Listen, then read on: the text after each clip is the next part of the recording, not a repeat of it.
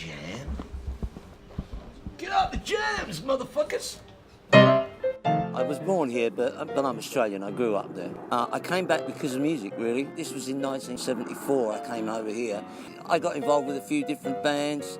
And, you know, jamming with Ringo Starr in the same room with having George Harrison there and you know, and other people, and jamming with those out, you know, in the rock and roll dinosaur period just before punk kicked in was great, because I'd come from Australia and these people were all kind of, you know, distant gods living on Mount Olympus. In fact, they're not. They're just ordinary people like you and me.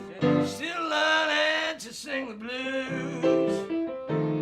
One of the producers that I work with asked me to get involved with a band called Aztec Camera. We produced an album called Highland Hard Rain together, and it was a hit album. So it kind of set me on a path of being a musician and producer.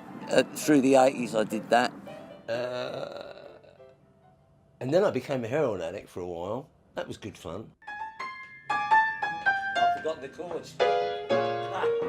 Fame is a nasty, nasty, nasty word, and it's an even nastier position to find yourself in. Because after I'd produced Aztec Camera, I had a taste of it then, but only as a producer, and I watched other people.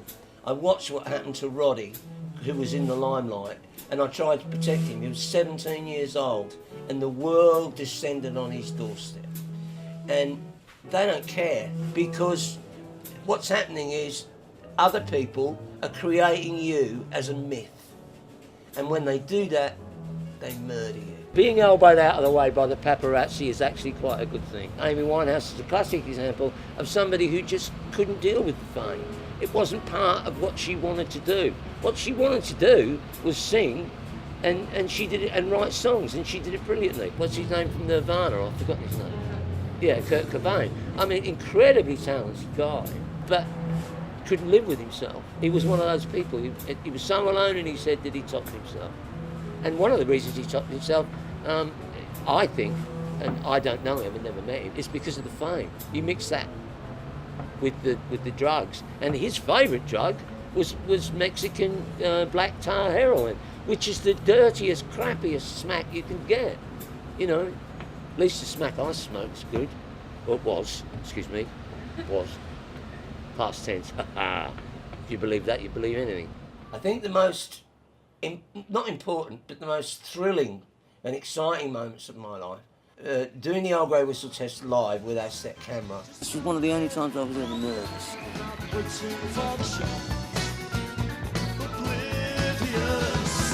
I don't know, it made me feel fantastic. If you've got 2,000 or 3,000 people that go roaring when you go like that, it's really addictive.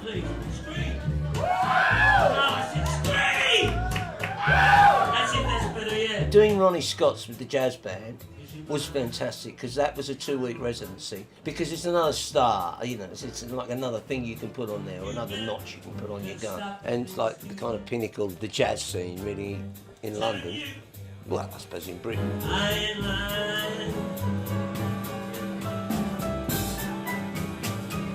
Those two moments in music probably are the ones that stand out the most.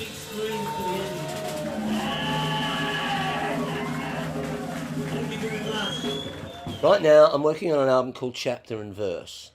That's the working title, and it's mostly blues oriented. Logic Pro, come on, motherfucker. I have worked on so many other albums down the years and toured and played with other bands. I thought that I would, at this age, which is old, do an album of my own.